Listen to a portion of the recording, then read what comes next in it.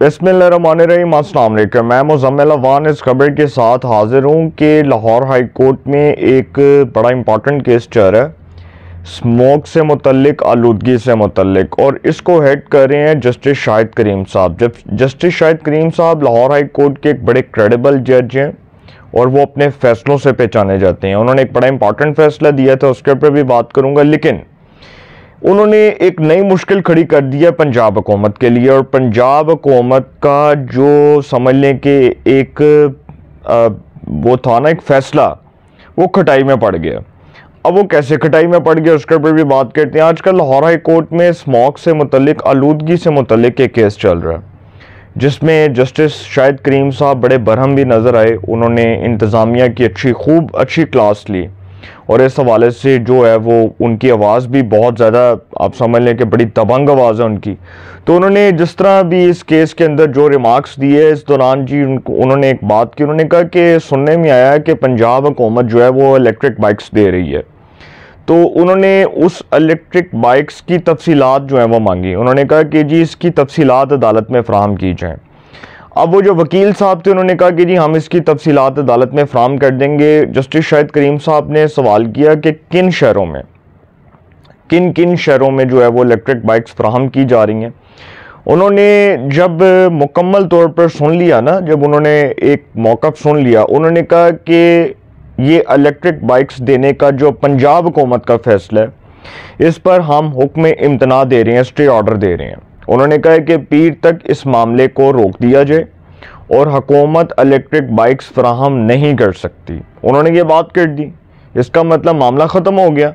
अब उन्होंने कहा कि जी ये जो इलेक्ट्रिक बाइक्स दी जा रही हैं, इससे सबसे बड़ा नुकसान ये होगा कि तलबा करेंगे वन व्हीलिंग करेंगे, वो गलत इस्तेमाल करेंगे, उसके बाद फिर हम लोग दोबारा किसी नई कश्मकश में पड़ जाएंगे। उन्होंने इसका भी हवाला दिया। उन्होंने कहा कि जी कानून देखा जाए तो कानून तो सबके लिए बराबर है, लेकिन जहाँ पर गलत काम हो रहा होगा वहाँ पर अदालत जो है वो फैसला तो सुनाएगी। उन्होंने कहा कि तलबा को पब्लिक ट्रांसपोर्ट की तरफ राग़िब किया जाए। अब ये उन्होंने फ़ैसला दे दिया, इस पर हुक्म इम्तना दे दिया, इस पर फिर ट्विटर एक्स के ऊपर, फेसबुक के ऊपर और फिर जो सोशल मीडिया के प्लेटफॉर्म्स हैं उसके ऊपर फिर ट्वीट्स होना स्टार्ट हो गए, पोस्ट लोगों ने की।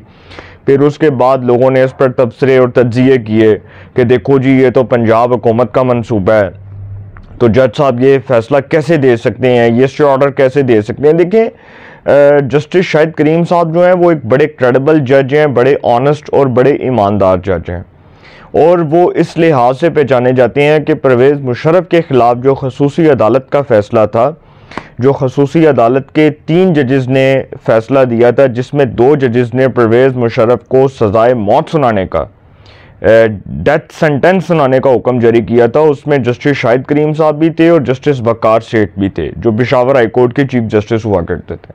और तीसरे जज थे जस्टिस नज़र अकबर साहब, सिंध हाई कोर्ट के, जिन्होंने इस फैसले से इख्तलाफ किया था। अब जस्टिस शाहिद करीम साहब उस हवाले से बड़े इनके चर्चे सुनाई दिए। और फिर जिस तरह जस्टिस शाहिद करीम साहब सियासी केसेस में, सियासी नौयत के केसेस को भी वो हेड करते हैं, उसमें भी उनके फ़ैसले बड़े इंपॉर्टेंट होते हैं। तो जस्टिस शाहिद करीम साहब ने ये फ़ैसला दिया कि जी तलबा जो हैं, हम क्यों उनको पब्लिक ट्रांसपोर्ट की तरफ राग़िब नहीं करते, क्यों हम इस तरह के काम करते हैं। उन्होंने कहा कि जी आए दिन कोई इस तरह की खबर आ रही होती है। उन्होंने कहा कि हमें कोई शौक़ नहीं है सियासी केसेस को अदालतों में डिस्कस करने का या इसमें पॉलिटिसाइज होने का, हमें कोई शौक़ नहीं है। उन्होंने कहा कि हम तो बात कर रहे हैं आइन और कानून के मुताबिक। अब इस पर पंजाब हुकूमत जो है उसका भी मौक़िफ़ आया, और उसके बाद फिर मैंने सुना कि अज़मा बुखारी साहिबा, पंजाब हुकूमत के जो कुछ वज़रा हैं, वो कह रहे हैं कि जी नहीं ये मामला रफ़ा दफ़ा हो जाएगा, ये कोई इतना बड़ा प्रॉब्लम नहीं है। लेकिन मैं एक चीज़ ये कहना चाहता हूँ, ये मेरी ऑनरेबल कोर्ट है, ये ऑनरेबल अदालत है, इसके ऑनरेबल जजेस हैं, बड़े मोअज़्ज़ज़ हैं, बड़ी काबिल एहतराम अदली है। देखें इस वक्त इस पता नहीं इस चीज़ से कितने लाखों जो है वो तलबा का मुस्तकबिल जुड़ा होगा। और आपको पता है कि पाकिस्तान में भी बहुत ज़्यादा गुर्बत है, पॉवर्टी और इन्फ्लेशन में दिन ब दिन इजाफ़ा हो रहा है, गुर्बत में भी, महंगाई में भी इजाफ़ा हो रहा है। तो अब हम ये कहें कि जी अब हर शख्स जो है वो एक ही कैटेगरी का है या एक ही कैटेगरी में फॉल करता है, कोई पाकिस्तान में मिडिल क्लास से ताल्लुक़ रखता है, कोई अपर क्लास से ताल्लुक़ रखता है, कोई बहुत ही लोअर क्लास से ताल्लुक़ रखता है। तो पाकिस्तान में तीनों कैटेगरीज के लोग जो हैं वो फॉल करते हैं, अपर क्लास भी है, लोअर क्लास भी है और मिडिल क्लास भी है। अब यहाँ पर प्रॉब्लम ये है कि देखें ये जितने भी तलबा, ये जितने भी स्टूडेंट्स, ये जिनको इलेक्ट्रिक बाइक्स दी जाएंगी, इनका मुस्तकबिल इनसे जुड़ा हुआ है, ठीक है। अब बहुत से लोग हैं जिनके पास पैसे नहीं हैं, कोई बाइक नहीं ले सकता, कोई साइकिल नहीं ख़रीद सकता, कोई सुबह बसेस पे सफ़र करता है, कोई रिक्शों के धक्के खाता है। तो मैं समझता हूँ कि ये जो मंसूबा है, जो ऑनरेबल कोर्ट है, जस्टिस शाहिद करीम साहब जो लाहौर हाई कोर्ट के एक बड़े क्रेडिबल जज हैं, मैं ये समझता हूँ कि वो इस पर ज़रूर कानून के मुताबिक फ़ैसला करेंगे और इसके ऊपर आगे क्या होता है मंडे के बाद इसके ऊपर पता चल जाएगा कि अदालत इस पर कैसे रिएक्ट करती है या इस फैसले को कैसे देखती है। दूसरी बात ये है कि मौलाना फजलुर रहमान साहब, असल में उनकी लड़ाई हुकूमत और इस्टेब्लिशमेंट दोनों से है। और किस बात पर है, देखें इस पर बात करने जा रहा हूँ। मौलाना फजलुर रहमान साहब जो हैं, उन्होंने एक बड़ी एग्रेसिव स्पीच की थी, आपको याद है, असेंबली के अंदर की, और असेंबली के अंदर वो गरजे बरसे और उन्होंने हुकूमत पर भी तनकीद की, इस्टेब्लिशमेंट भी पर भी तनकीद की।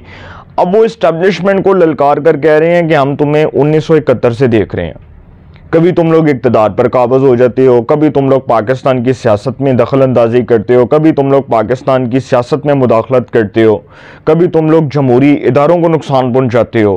फजलुर रहमान साहब का प्रॉब्लम क्या है, देखें फजलुर रहमान साहब वो सियासतदान है जिन्होंने परवेज़ मुशर्रफ के रेफरेंडम में उनको बतौर जर्नैल वोट दिया था।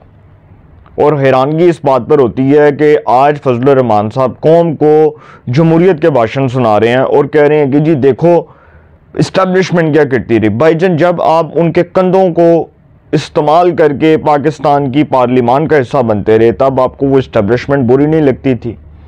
आज मौलाना मेरे बड़े काबिल एहतराम है, मैं बड़ी इज्जत करता हूँ मौलाना फजलुर रहमान साहब की, लेकिन जब एक हुकूमत बन चुकी है, एक हुकूमत का जो वजूद है वो कायम हो चुका है, एक हुकूमत का तसलसल बरकरार है, तो आप उस हुकूमत को गिराने के लिए आप कहेंगे जी अब हम सड़कों पर निकल जाएं और फिर उसके बाद वो अनसर्टेनिटी पैदा हो जाए पाकिस्तान में, फिर से वो पोलराइजेशन पैदा हो जाए, वो सियासी अदम इस्तेकाम पैदा हो जाए, पाकिस्तान को मौशी और सियासी लिहाज से नुकसान हो जाए, और फिर हम बाद में बैठ कर कहेंगे जी देखो जी हमारे तो इदारे अच्छे नहीं थे। हमने हर चीज़ का इल्ज़ाम पाकिस्तान में, हर शख्स, हमने हर चीज़ का इल्ज़ाम पाकिस्तान में ना इदारों पर लगाया कि इदारे गलत थे, इदारों ने ये किया, इदारों ने गलत किया, इदारों ने मार्शल लॉ लगाए। और भाई अपने गिरेबान में भी झांके हैं कि हमने खुद क्या किया। मैं कई बार कह चुका हूँ कि हमारे खुद के इज्तिमाई किरदार मशकूक हैं। हमने सियासतदानों ने, सिविलियंस ने फ़ौज को अगर इजाज़त दी तो फ़ौज ने माजी में वो काम किए। आज फ़ौज उससे इज़हार लातलकी नहीं कर रही, अपने गुनाहों का कुफारा अदा कर रही है और कह रही है कि जी ठीक है हमने गलत किया, हम मानते हैं।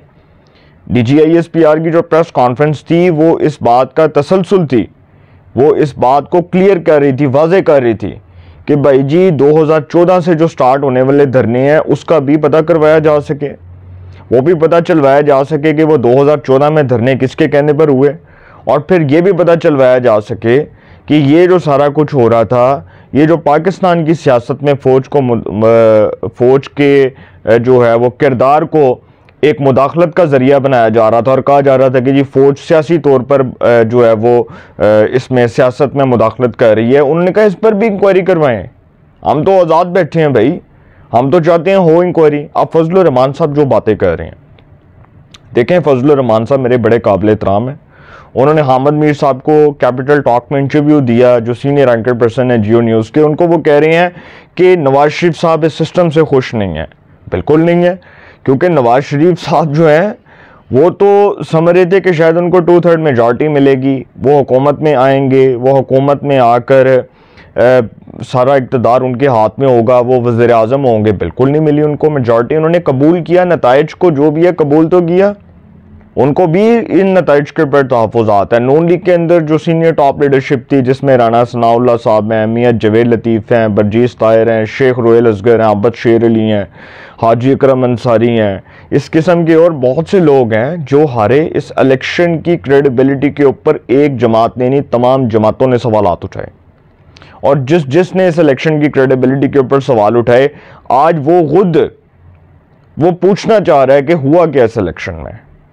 बहुत से लोगों को इस इलेक्शन के नतीजे के ऊपर तहफ़्फ़ुज़ात हैं। पीपल्स पार्टी ने सिंध में हुकूमत बनाई, उनको भी तहफ़्फ़ुज़ात हैं, नून लीग को भी तहफ़्फ़ुज़ात हैं। किसी एक जमात को मेजॉरिटी नहीं मिली, कोई एक सिंगल पार्टी जो है वो 2/3 मेजॉरिटी नहीं कायम कर सकी।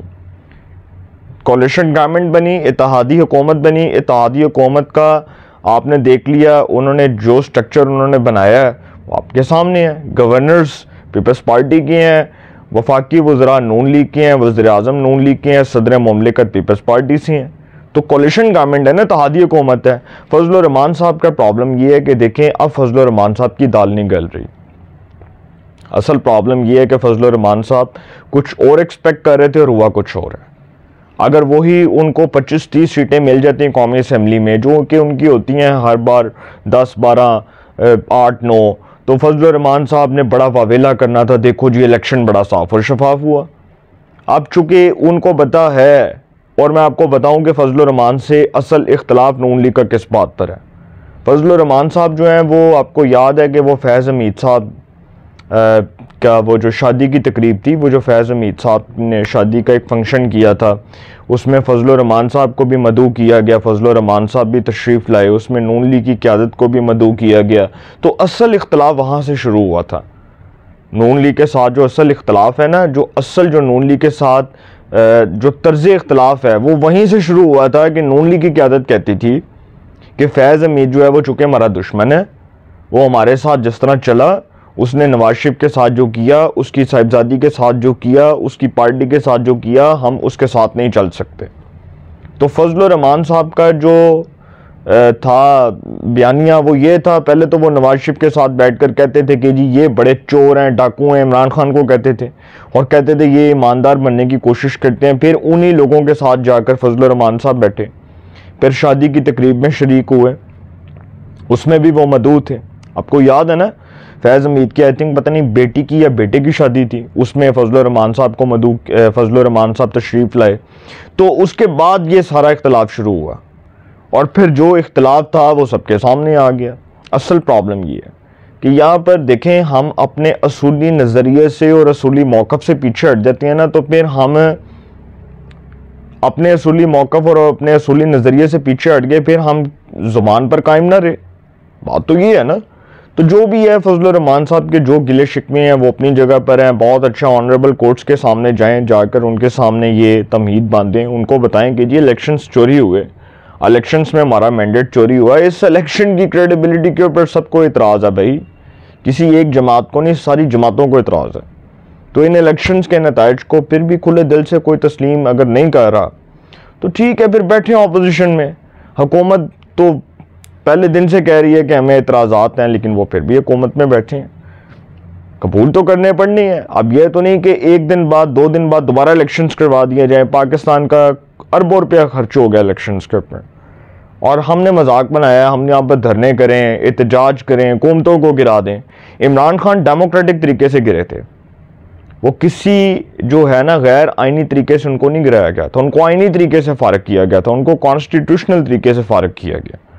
और वो था अदम तमाम कॉन्फिडेंस की जो तहरीक थी, नो कॉन्फिडेंस मोशन की जो मूव थी, वो नेशनल असम्बली में मूव ऑन हुई, इमरान खान फारग हो गए। बहुत अच्छा है, शहबाज शरीफ के खिलाफ आप अदम एतमाद लें, उनको फारग कर दें। अदम एतमाद जमहूरी तर्ज अमल का हिस्सा है, जमहूरियत का हुस्न है कि एक वज़ीर आज़म जिस पर ऐवान का एतमाद ना हो वो फारग हो जाए। एक जमहूरी तरीके से फारग करें। ज़रूर आपने गैर जमहूरी तर्ज अमल को फ़रोग देना है। अपनी राय का कमेंट्स में ज़रूर इज़हार कीजिएगा। इंशाअल्लाह एक नए सेगमेंट के साथ पे मुलाकात होगी।